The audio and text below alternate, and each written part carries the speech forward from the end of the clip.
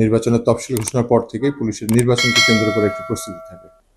তো আমাদের ফেনী পুলিশের পক্ষ থেকে গত 12 ডিসেম্বরের পর থেকে প্রাথমিক পর্যায়ের যে কার্যক্রম নির্বাচন কমিশনের পক্ষ থেকে সেই সময়কালে আমাদের একটি প্রস্তুতি ছিল। 22 জানুয়ারি থেকে যে আপনার নির্বাচনী প্রচারণা যখন আনুষ্ঠানিকভাবে শুরু হয় সেই সময় আমাদের একটা প্রস্তুতি ছিল। নির্বাচনের চূড়ান্ত পর্যায়ে আমাদেরও নিরাপত্তা পরিকল্পনা আমরা যেটা নিতে হয় আমরা নিয়েছি। আমরা চূড়ান্তভাবে প্রস্তুত নির্বাচনকে সম্পন্ন করার। 128টি কেন্দ্র, ভোট কেন্দ্র।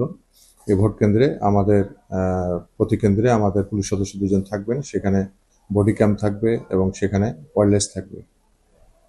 আর আমাদের প্রতি গড়ে 7 বা 8টি কেন্দ্রকে নিয়ে আমাদের একটি মোবাইল পার্টি থাকবে, আমাদের স্ট্রাইকিং পার্টি থাকবে। আমাদের জেলা পুলিশের পাশাপাশি আমাদের বাহির থেকেও আমরা ফোর্স পেয়েছি, তাদেরকেও আমরা ডিপ্লয় করেছি। আমরা আশ্বস্ত করতে চাই ফেনীর সকল সম্মানিত নাগরিক যে যারা ভোটার, আপনি আসবেন নিরাপদে এসে আপনার ভোটাধিকার প্রয়োগ করে আপনার ভোটের কাঙ্ক্ষিত ফলাফল বা আপনি যে মতামত প্রদান করেছেন সেই মতামতের প্রতিফলন নিয়ে আপনি নিরাপদে ঘরে ফিরবেন ইনশাআল্লাহ।